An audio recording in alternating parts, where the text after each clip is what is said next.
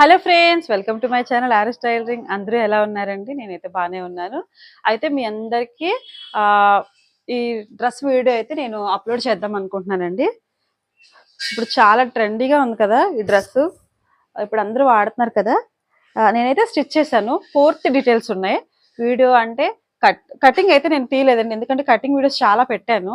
అయితే పూర్తిగా స్టిచ్ ఎలా చేసుకోవాలి ఫస్ట్ నుంచి చివరి వరకు, ఓకేనా, నెక్స్ట్ ఎలా తిప్పుకోవాలి అంటే వీళ్ళు పైపింగ్ కానీ రెడ్ కాంబినేషన్ ఏం పెట్టద్దన్నారు.